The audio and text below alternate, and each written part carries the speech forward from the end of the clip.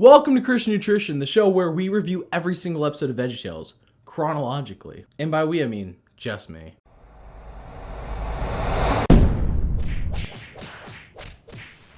An Easter Carol. I know what you're thinking. You're probably thinking, isn't that supposed to be a Christmas Carol?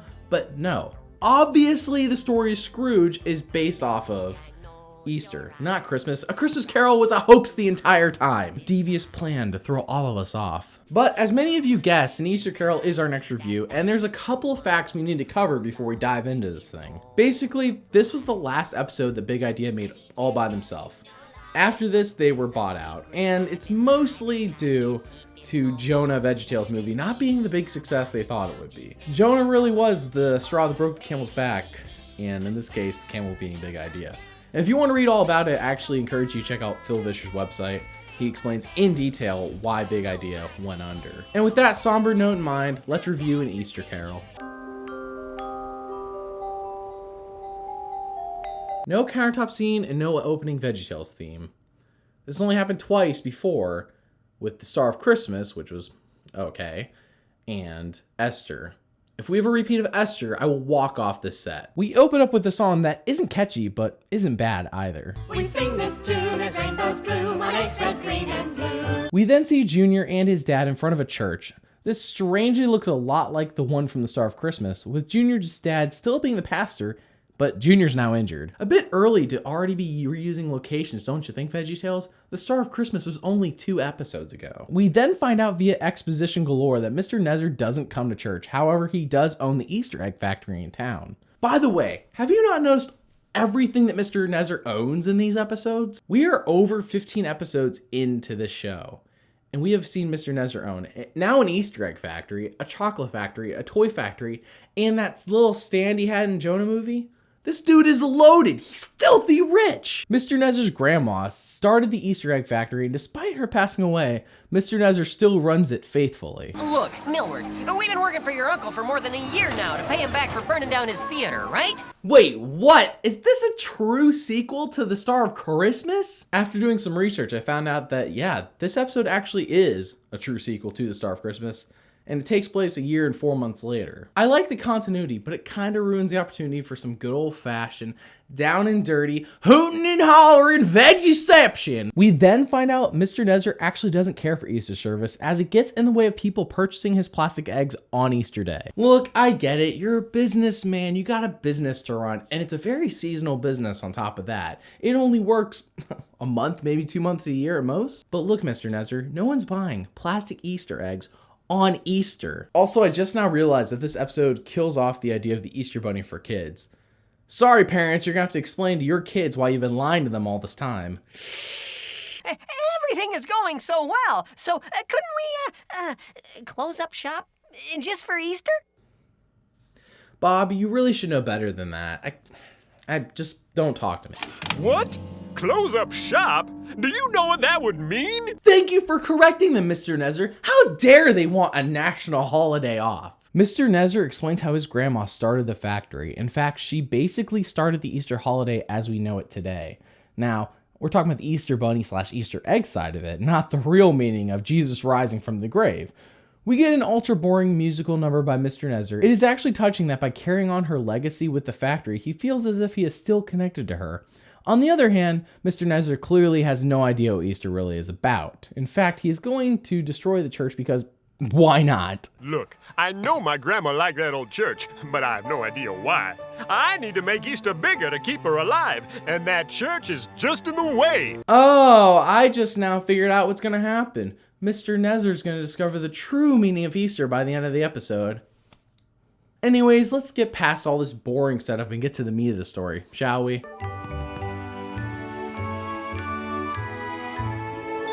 Oh, silly Mr. Nezzer. I don't know why the fairy is actually doing this.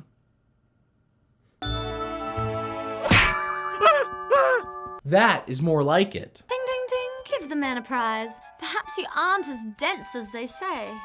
Few things.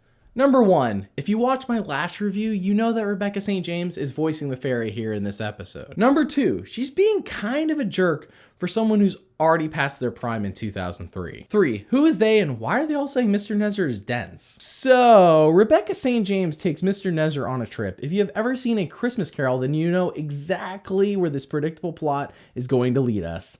First off is Mr. Nezzer's past as a kid at church with his grandma. Next is a year ago where we see... I need a way to make eggs around the clock. Tick-tock, these real chickens always need a rest, you see. They don't last. Where do I come in? Well, I hear you're a whiz when it comes to inventing. Okay, I admit it, that was the most creative and catchy thing in this episode. Anyways, we see a year ago that Mr. Nezzer wants production to go up for Easter eggs with fake chickens. In the present, Mr. Nezzer is shown how he is affecting others with his hasty decisions. Oh, and by the way, Rebecca St. James is still being a mega jerk to Mr. Nezzer the entire time. I don't know why, as he truly does not understand what he is doing wrong. You don't get it, do you? They're talking about the hope of Easter. They're talking about the hope of Easter. They're talking about the hope of Easter. They're talking about the hope of Easter. Honestly, she's being such a jerk so far, I'm actually rooting for Mr. Nezzer to punch her in her dumb fairy face. Then we see Rebecca St. James singing another dull song, pretty much the entire reason she's in this episode. Though to be fair, her song does explain the meaning of Easter, so I give it a pass. Just like most people do with terrible Christian movies. Apparently in the future, without the one church that Mr. Nezzer wants to tear down, the economy tanks and there are no good people left. You're basically told that that one church is upholding the fabric of society. The hope of Easter. The hope of Easter. The hope of Easter. I don't buy it for a second. One church disappearing does not all of a sudden mean that everybody's become bad people and the true meaning of Easter is just forgotten. Religion isn't banned all of a sudden. People can still make another church or meet at each other's homes. They can still discuss the Bible. Like, nothing is banned, just one church was destroyed. Anyways, Mr. Nezzer learns what Easter is really about and decides not to tear down the church after all. In fact, he attends the Easter service in a major plot twist that no one saw coming. Thanks, Rebecca St. James, for saving England from becoming a major disaster. I must say, this episode is a bit underwhelming. It's cliche and just follows the Christmas Carol's plot to a T. It's not bad, it's just uninteresting. That is, except for this one final scene where we see Bob and Mr. Nezzer on the brink of... well, that. Bob and Mr. Nezzer end up safely escaping when it suddenly rains Easter eggs. No, not in a realistic, dangerous way. In a more nice, serene way where gravity is kind to everyone. It's raining men.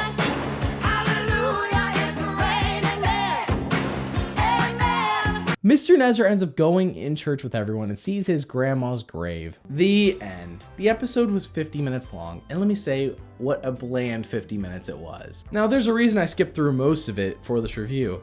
Not much happened. I mean, things happened, don't get me wrong, but if you know A Christmas Carol's plot, as most people do, then nothing happened. Everything was a carbon copy aside from a little variation in the beginning and a little variation in the end and changing the setting from Christmas to Easter. Honestly, not much changed. It was like a fresh coat of paint on the same story. And it also confuses me how Rebecca St. James's voice, The hope of Easter. doesn't add up to her singing. Now I'm sure that was observed in the past, just here it really hit me. This is kind of a letdown for Big Ideas last episode, but hopefully with the next episode, the quality goes back up as we end up reviewing A Snoodle's Tale. And let me say, it looks gay. Remember, God made you special, and he loves you very much. Bye! The hope of Easter. The hope of Easter. The hope of Easter. The hope of Easter.